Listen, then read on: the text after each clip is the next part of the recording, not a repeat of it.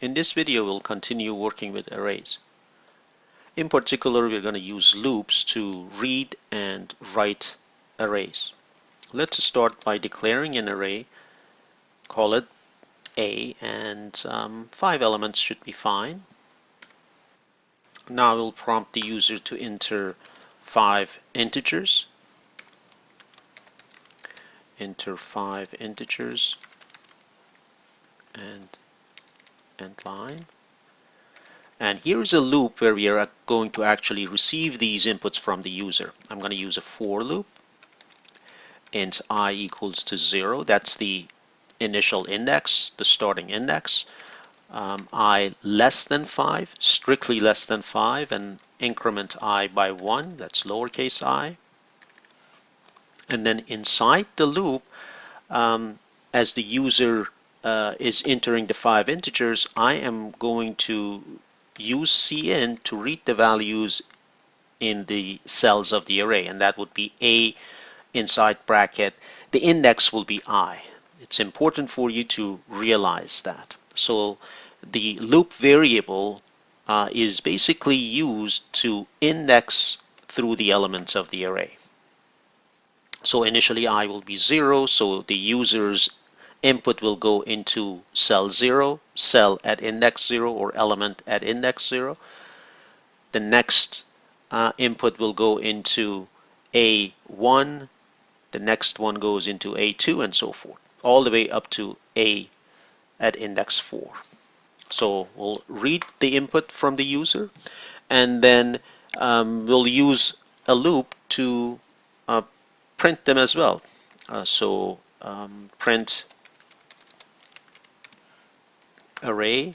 We use similar loop for int I equals to 0, I less than the size of the array, which in this case we know it is 5, I plus plus, and then one statement cout will be printing A at index I, and then a bit of space, one space, no end line. I'm going to just place a semicolon here so that as we go through this loop, the elements of the array are printed horizontally on one line.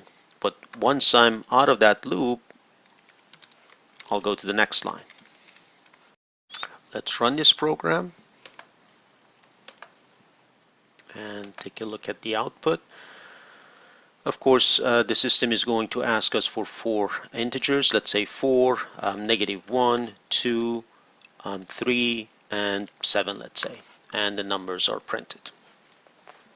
So 4 goes into A at index 0, -1 goes into A at index 1, all the way to 7 that goes into index A at index 4.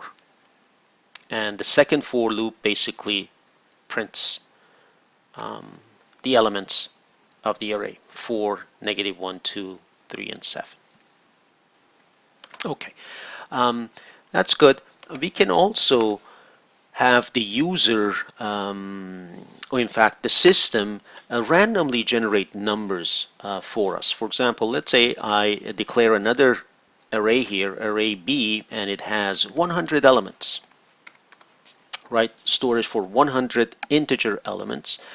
And I will basically initialize this array by random numbers. So int I equals to 0, I less than 100, I plus plus, and then B of I, once again the loop variable is used to index through elements of the array.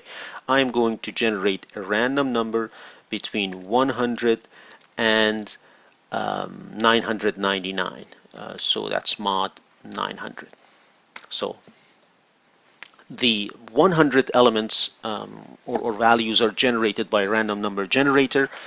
Let's place srand here as well. We can place right here srand time 0. So every time you run the program, different set of numbers will appear basically. So the array is initialized, and let's now print this array. And here it is. Once again, we use a for loop to Go through the elements and print them. I is equal to 0, I is less than 100, I plus plus. We need braces here. And now there are 100 values in this array. So what I'm going to display is 10 integers per line. So inside the loop, I'll check the value of I. If this I mod 10 is equal to 0, I want to go to the next line. Otherwise, I am going to just print the value.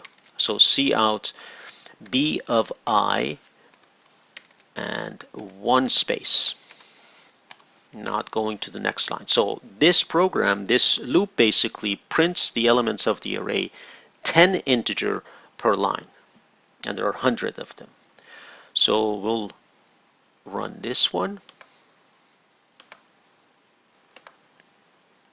The system is going to ask us for 5 integers, 4, 5, 4, 6, 7, and 8, and then another 100 integers are generated and displayed.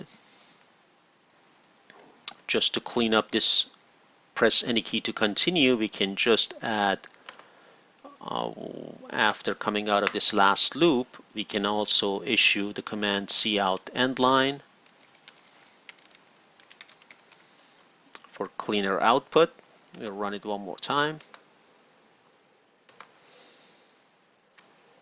All right, 1, 2, 3, 4, and 5. The 5 inputs are given, and 100 integers generated and printed using loops.